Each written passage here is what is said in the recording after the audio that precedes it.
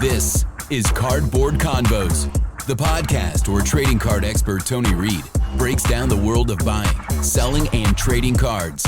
Whether you're new to the hobby or chasing the next big pool, Tony's got the insights to help you level up your collection. Welcome back to Cardboard Convos. I'm Chad Evans with my buddy Tony Reed here back in the Stone State Studios, talking about collectibles, talking about cards, talking about all things memorabilia. Tony, how are you? I'm doing well. Go ahead, tell It's going to be the default answer. I'm doing well, but I've been doing better than I am today. If you, we talked briefly about what happened last episode about our trip that we're going to be taking. Yes. Looks like we're going to have to postpone this because we were supposed to go on our trip next week. We're going to document the trip. We are. We can say we are eventually going to Chicago. We are. That's what we can say. And that's where we'll stop with the details. That's right? all we're going to say. You can let your imagination wander from there, but put the pieces of the puzzle together. It's a memorabilia show. That's right. Cards, cardboard, Yeah. and a potential trip to Chicago. So we'll Do with that information do what what you you will. want. That's right. So you tore your bicep. Yeah. Long Yeah. story short, I was over at Sunday afternoon. We were at our brother and sister-in-law's in Mifflinburg. Yeah. Shout out the Comets. They have a nice kind of pool barn, some batting cages, half-court basketball. All the fun activities. Made a sudden just freak move with my right arm. Felt that unmistakable pain, that in your body something's wrong. And it turns out something was definitely a little wrong. So, basically almost completely tore my bicep. They want to schedule surgery for basically the day we were going to be on our trip. You got to listen to the stars. Sometimes the universe aligns itself up and tells you maybe not next week. So look, there you go. So there's the breaking news. We're officially going to Postpone, not cancel. Postpone. We cannot cancel this. Listen, That's true. we gotta go see our friend out there. We do. Absolutely. Okay, today's episode, what are we going to talk about? We're going to talk about a favorite forgotten childhood player. Yes, I reached out. It just kind of hit the back of my brain at some point. We wanted to hear about your favorite kind of off the radar, random favorite childhood baseball player. So I was trying to see what names we could kind of drudge up. And we got a couple good spark ones. Some and even just like a little conversation here, we were rattling off some players like, oh yeah. It's like that guy game where you just go back and forth, with sports facts and stats. Yeah. So we're going to talk a little bit about that. Congratulations on your daughter graduating from Duquesne. Yeah, my daughter graduated from Duquesne a few weeks ago, so we were in Pittsburgh. We enjoyed Pittsburgh. We did the ultimate Acrisure Stadium tour. Yeah. We were in the locker room. We got to go on the field. It was a fun little fan I saw experience. some pictures on your socials. Yeah, so we got to see the nice Steelers time. locker room, Pitt's locker room. Izzy had a blast. That was fun. Cool. Did the Steelers Wall of Honor, which is kind of new and just a fun experience. That was cool. We did that. Back with SI a little bit. So when that did this was kinda happen? I only know things about Tony when you come onto the program. And we've been friends for a long time. Yeah, okay. We have to change that. Yeah, I know. I don't know what to tell you. So back with SI collecting on SI. It's great to be under that umbrella, just what that name and that brand has meant since Well, what brought you before we back were to born. that? Just kind of ready to go back to it. Had some Oh, okay. time, Yeah. a couple Yeah. things that I've been working on for extended periods of time, just not taking up as much of my time anymore. So that's kind of my first love as far as work is writing and interviews and all that good stuff. So we're back on that horse completely. Good. Okay. So excited about that. Okay. And we're going to rip through some cards. And we're going to discover some cards. I guess one pretty good card came through the shop the other day. And we're going to talk a little bit about that. Well, it's in the stack down here. I see. So where do we want to start? With cardboard The combos magic today. trick. Okay, I know. I let you down with the cancellation of the trip. We're not canceling the trip. It's a postponement. Okay. Stop saying cancellation. Use my proper words. You're right. I know. Cancel is not an option. I'm sorry. We cannot cancel the I trip to love this. Chicago. Oh, and by the way, I don't know if we mentioned this. We're going to totally did you mention we're going to totally document this, Yeah. film this? Yeah. Yes. That might be as much fun as the actual Yeah, everything's going to be documented. events that we're doing. That's going to be, if it all shapes out, it could be a movie. Yeah. Nice buddy film. I Yeah. I'm feeling the buddy film, you know. It could be angle. a book. It could be a movie. We're talking. I was talking to someone last night, like the person we're dealing with, honestly, Yeah.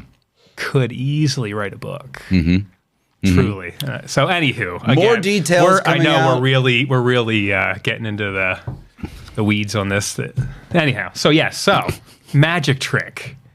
Okay. Chad, this is the Incredible Tony's magic trick. Okay. So, if you would fan these cards out, just like you're looking at Facing them. me. Yeah, sure. Okay. I'm fanning the cards out. Okay, now put those down. Put them down. Yep, just put them down and fan these cards out for me. Fan those cards out for you. Fan those cards out. I don't want to drop the stack. Oh. Fan those out. Fan these out. Yeah. Oh, I can't. What? Why can't I fan these cards out? The What is topic of the this? day, card bricking. Card bricking. I know that word means something else to kids these days, but Oh. we got it. Yes. I ripped it apart. You started the process. Yes. So bricking. Bricking, card bricking, one of the biggest pet peeves in the hobby. Look at that. Those fancy 2005 Topps, 2004 Topps cards are now just a brick of cardboard. So here's the thing. Anybody that again, we always talk about anybody worth their salt, anybody that's been a collector at all, they've dealt with Bricking. we talk about sounds and smells Yeah. and things a lot. The unmistakable sound of unbricking cards. So here's the thing. As we all know, cards started as literally paper and cardboard. As, everyone's up in the ante and pushing the envelope, all these new technologies come into play. So like you're talking, I'd say like early 90s, you're going to start seeing cards that have like that semi-gloss finish, that glossy finish, Right. like the UV and then all the technology beyond that. But what happens, like it could be a factory set, it could be packs in a box. If those cards sit too long, we get the dreaded bricking. And we don't want that. We do not want to brick our cards because, as you can clearly see, you might get lucky and be able to pull these apart. And of course, that one came apart fine. A lot of times, you're going to get paper loss. They're going to tear. They're going to rip. And whatever amount of money you had in those cards, you might as well just have burnt that as well. So that's kind of what I wanted to get to. Like I said, those finishes, when left unchecked, again, kids, we're talking junk era. Where were your cards? In the attic, where it's 900 degrees in the summer? You're in the basement where it's God knows what the temp is, or in the garage. Well, when cards sit that long with that type of finish, that gloss basically melts and becomes And binds a glue. to the next card. Basically becomes a glue. Yeah. So you end up with, they're unbricking themselves. Dang. But like, so how do you stop the bricking? Do you go into the closet and fan the cards every so often? Well, here's the thing. To stop it initially, you could have... it kind of defeats the purpose of, like, if you want a factory set, to open the factory set, or if you want a sealed box, to open the sealed box. Obviously defeats the purpose, but it's the better option than, opening a 1993 SP box of cards and the Derek Jeter is, ripped in half. So... what you can do, obviously, you put them in sleeves, you put them in top loaders, you put them in snap types, you put them in semi-rigid, some type of protection would obviously prevent all of that. After the fact, people have done some weird stuff to try and unbrick cards. People will put these like in the freezer for an extended period of time, and it kind of, you get that frozen aspect of kind of getting them back to close to their natural habitat, if you will. People have taken hair dryers for them to heat them again, to peel them apart. Oh yeah. It's a whole thing. That's why I want to talk about bricking today, because that's a whole... But don't you think... Well, maybe not. Like, if you find a valuable card, you would remove that from the brick before it even became a brick. Yeah, like if this isn't like an 04... '04 Topps factory set. Now, if I was looking for, so and so, whatever, a rookie or whatever, yeah, I would. And these actually are coming apart okay. What made me think of this? We did this at the shop last week with, I think it was '05 Topps, and it was like, like there was no hope. There was no saving that '05 Topps set. And there are certain sets that are more prone to that. Like a lot of those early 2000s Topps sets with whatever gloss they happen to use or UV technology, those got eaten up in factory sets. So bricking is a real thing in the hobby, and every time I do this, I drop more cards. But maybe so that's stop that. Yeah. So watch your bricks. Yes. Watch your bricks. So that's and the cards, it was just fun. It was just one of those things like I'm at the shop all day, every day. It came up. I'm like, that's a fun little 2-minute topic for the pod, just talking about card bricking and unbricking and trying to save them. Mm-hmm. And like paper loss, obviously that could have happened to a card in 1909 too. Paper loss isn't anything new, but paper loss due to having to rip the cards apart from being glued together. It's an interesting topic. Talking about the store, do you see a lot of people coming in to buy or sell lately? Lately, a lot more selling. Yeah. I feel like every other person has something for me to take a look at, which is, that's great. You love that. I love that. Yeah. So, and if we're not selling, if I can buy and resell, obviously. Yeah. The ultimate objective is like still anything met, else. Just like anything else, for sure. Yeah, so we had some brick in there. That was pretty fun. Bricking. Card bricking. Let's quickly touch base on nostalgic players from our youth. Oh, I love it. Yeah, again, I have a lot of time on my hands some days at the shop, and that hit my brain at some point too. Like, hey, and as we're going through cards, like, I remember so and so. Yeah, and that's part of the fun of going through your cards from back in the day. They might not be worth a penny, but you can remember how you felt about that player from back in the day. Feeling, the nostalgia, all the feels, right? Yeah, and this name it's just been in and out of my mind since I was a kid, and his name will just pop in my brain every so often. Spike Owen.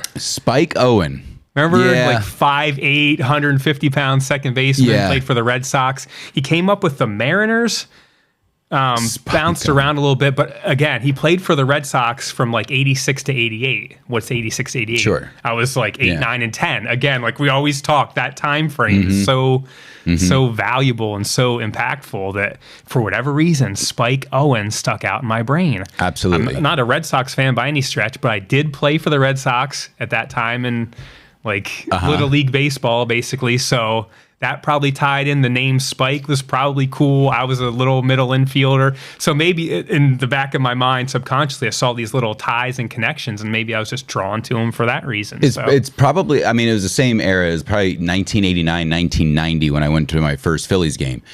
And Schmidt was retired, and I went the year after he retired. So, last card of his was 89. He retired halfway through the season, so who knows? Yeah. But I remember taking a trip, a coal region bus trip. Nice. And it got rained out. You're 9 years old. You're up all night. You're like, oh my God, I can't believe I'm going to see the Phillies for my first time at Veterans Stadium. And they're playing the Astros. And we drove all the way there on the bus, and it got rained out.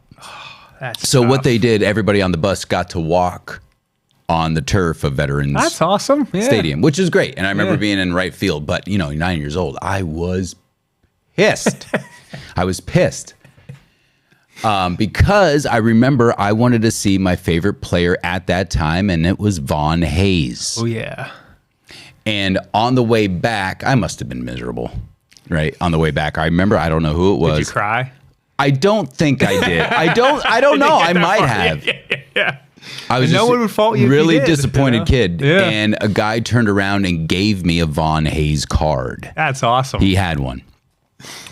And I don't know why Von Hayes just rings into my brain, but it was like, oh, he's going to take the place of Schmidt. Yeah. They traded him 5 players to get him 5 for 1 Hayes. The next in line. And so you hear as a kid, everybody talking about Von Hayes. And I don't know. He was great. And a couple of years ago, I got to meet him. I remember and, that's and, awesome. and he's super tall. And I got a picture with Von Hayes. And I'm like, dude, I love you so much. So he was very generous, a very nice guy. Another guy, obviously going back to the Phillies, this is probably a little bit later. I was probably 12, 13. Obviously, we're talking Darren Dalton, Dutch. Yeah. Stud. Super great catcher. I mean, the Phillies had a lot of good catchers in their day. And Darren Dalton, you always hear you never want to meet your idols. Sure. You always hear that all the time. But I got to meet Darren Dalton when we went down to Clearwater when we were with ESPN Radio. Yeah. We were calling Clearwater games for the Phillies. Well, we went out to the local establishment, and you could always find Darren Dalton sitting at the bar. And I didn't believe it. He was there crushing, Miller Lights and blowing darts at the bar. Nice. And ironically, it was the next night that he was doing an appearance. Darren Dalton's doing an appearance. Can't beat that. I'm like, this is amazing. So we got there early and stuff, and Darren Dalton comes walking in the door, and there's like hardly anybody at the bar. But I got it in because I'm with the Phillies. Yes. So Darren Dalton comes walking in. He goes, "Hey, man, I'm Darren." I said, "Hi, I'm Chad." And he was with his son. And he goes, "How's it going?" And we told him why we were down there and stuff. And he goes, "That's cool. That's cool." He's kind of looking around. I said, "Can I tell you a quick story just real quick?" And he goes, "Yeah, what's up?" And I said, so it was 1990, 1991. It was my very first Phillies game after the rain out that I just told you about. Yeah. And mom and dad squeezed their pennies together and took their boy to see the Phillies game.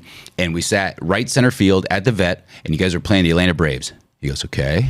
And I said, "Darren, on that day, on my first game, not one, but twice, you hit 2 home runs that game. And the Phillies won 5-3, I think." Bam. And he goes, without missing a beat, he goes, "I hit 2 home runs that day when you were at that game?" I said, "Yeah." He goes, "Well, where the fuck were you the rest of my career?" And then he turned around and says, "Let's get a picture." That's great. May he rest in peace. Yeah. Darren Dalton. That's fantastic. He lived up to the expectation. Yeah. And he was a lot of fun. That whole team was a lot of fun, the 93 Phillies. I'm They're not a all the Phillies same. fan, but they were all... That was the softball crew, Nails man. and Kruk yeah, and that the was crew. beer league softball Yeah, that they were it really playing. was.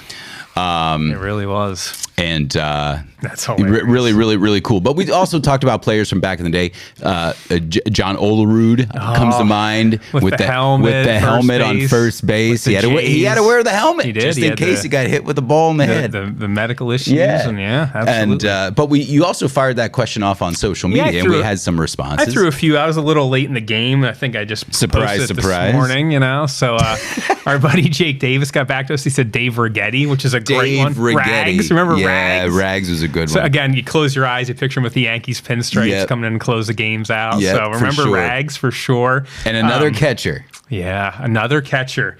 Craig Henry mentioned Benito Santiago. And close your eyes, what do you see? I see him throwing guys out from his knees. Yep. Yeah. Padres. Of course, Padres. Of course, Padres. With the flow, the flow Benito coming out. Santiago. And he had the coolest name in the world. I remember, you go in the backyard, you're trying to stay down your knees and throw down to second base. Heck because you're Benito Santiago. Heck yeah. It's awesome. Tony Pena, the one leg out catcher. Remember, he sat with the right leg out. You try that in the backyard. Yeah. Of course, you think about like Jim Abbott. I mean, Jim Abbott's legendary. It's tough to replicate that. You can't replicate that. It's tough to replicate that. But I mean, my God. Yeah.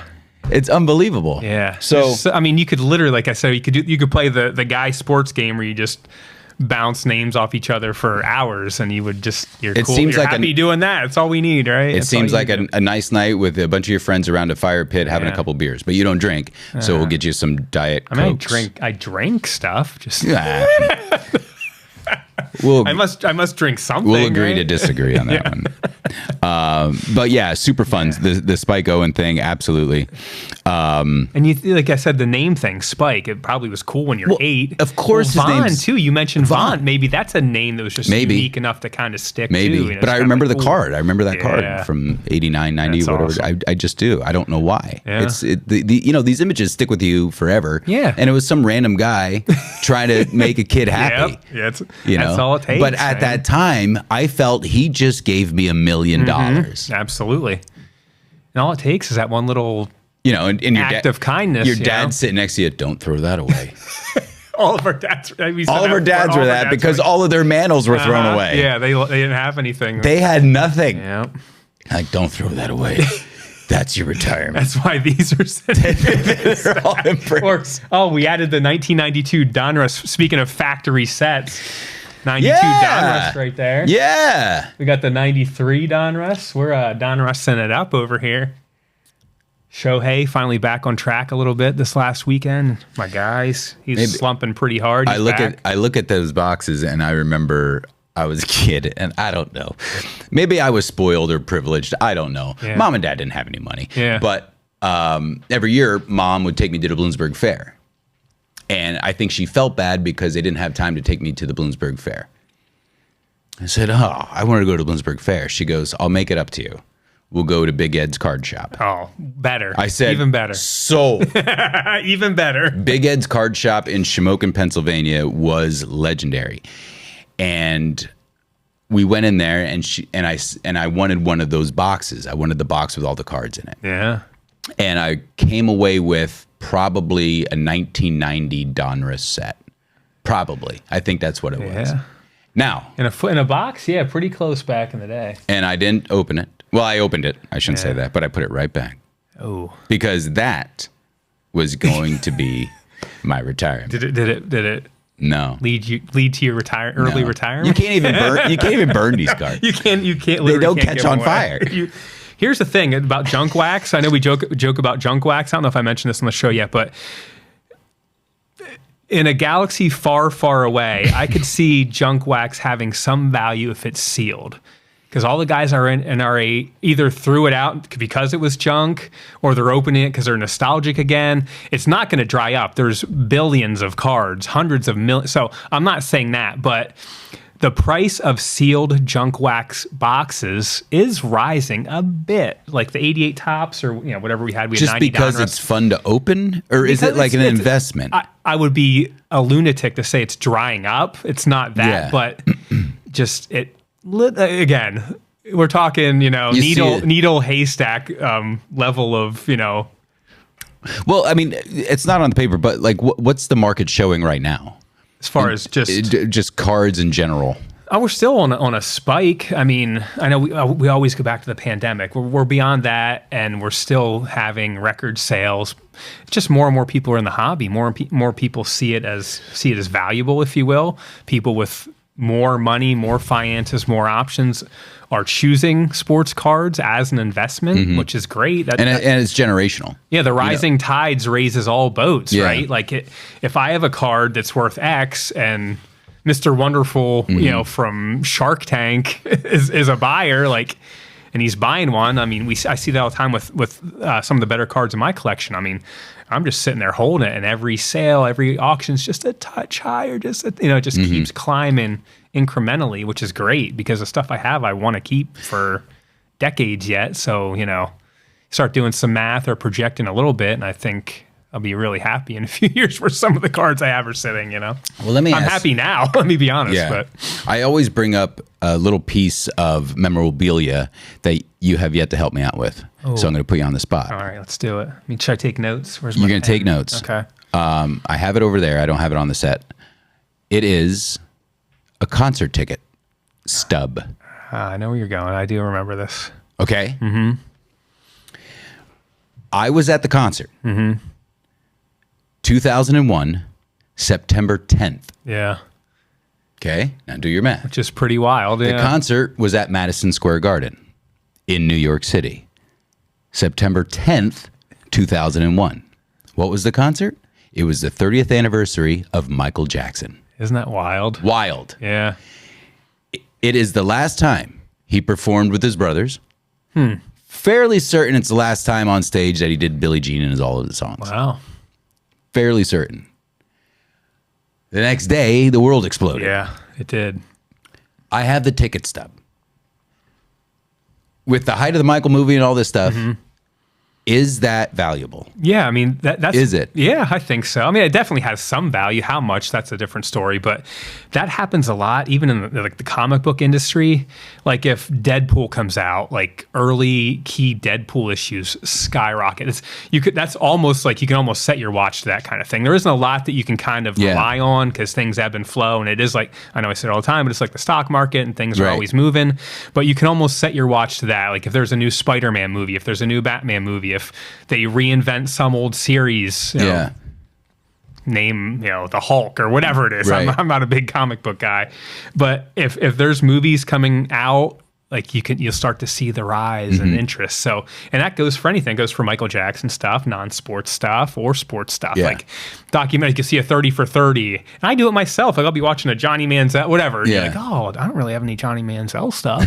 Let me, just pick something up. And that all ties back into wanting to be closer to that moment or closer to that experience or the nostalgia of wanting a little piece of that for yourself. And that's what collecting's all about. So. Okay. So what do I need to do? I have to get that graded, right? You could get it authenticated.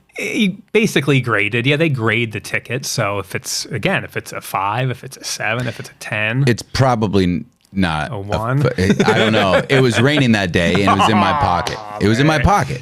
Okay. But I kept it. Yeah. I'll show it to you again. Yeah. We can try and find some. I'm sure there's some sales somewhere. I don't think so. Okay. Like I went on eBay. I couldn't find that ticket. Okay. That ticket stub. All right. We'll take a look. But it says September 10th, 2001, Madison Square Garden. Yeah. That is just the way things align. That is pretty wild. Yeah. Wild. Yeah. That is. And what's funny, I went with a friend that day and for some reason she was into psychics. Oh, geez. And mediums and stuff. And we stopped and that psychic didn't say anything about what was going to happen the next day. You think they would give us a heads up? Yeah. Didn't work. Well, maybe next episode we'll take a look at this concert ticket because I'm just interested. I'm just interested. I just want to see what's going on. Let's do it. Speaking of interesting, and we're talking shops. So we'll wrap it up with this. This came into the shop, right? Tell us about this. This beauty walked into the shop this week. It's from someone who I've bought cards off of over the years. It's a 1957 Topps Willie Mays with a pretty faded signature there on the right hand side of the card. Pretty cool. Let me see it. Yeah, let you see that. Okay, so there it is. His signature, Willie Mays, New York Giants outfield. His signature is on the card. His signature. Are you Am I getting questioned? It's the official questioning process.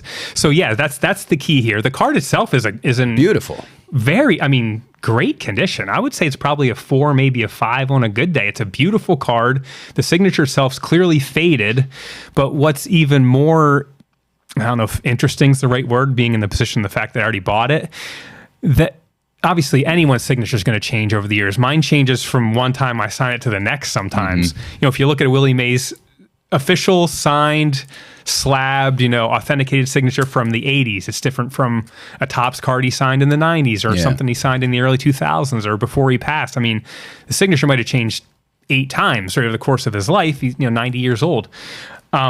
Interestingly, that signature is one that's seen.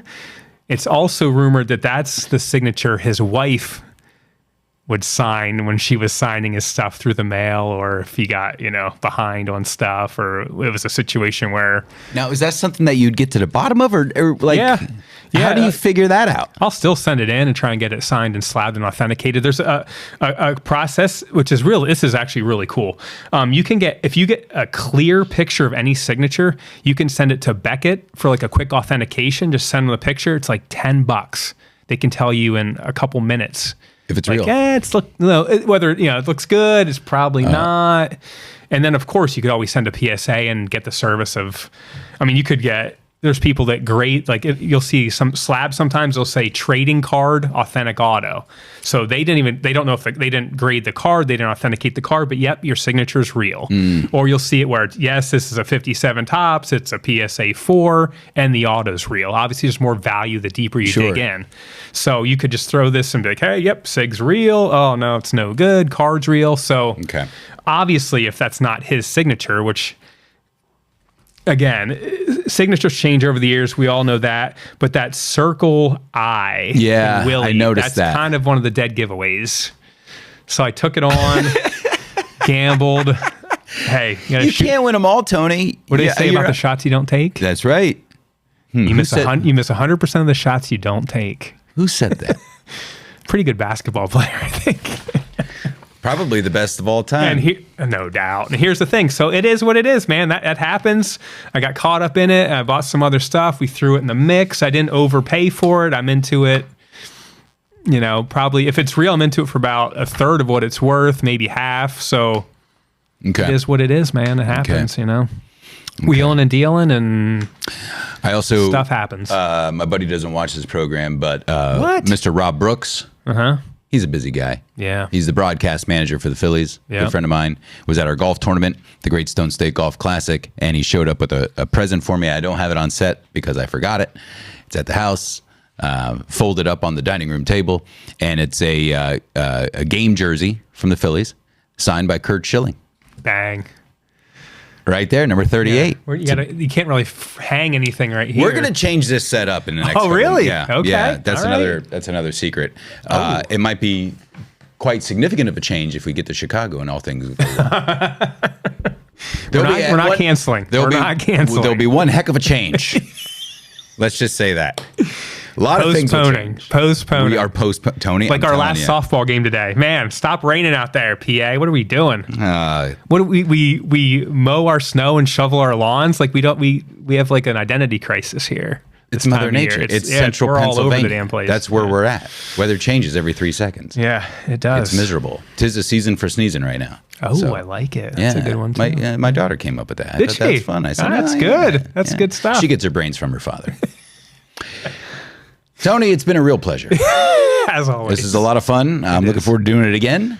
More conversations about hopefully our trip and more conversations about cardboard, because that's what we do. Please, if you made it this long, subscribe to our channel. Make sure you follow Cardboard Convos on all the socials. If you see a question pop up there, please answer it, and we can get your answer on the podcast. For Tony Reed, my name is Chad Evans inside the Stone State Studio with Cardboard Convos. We'll see you next time.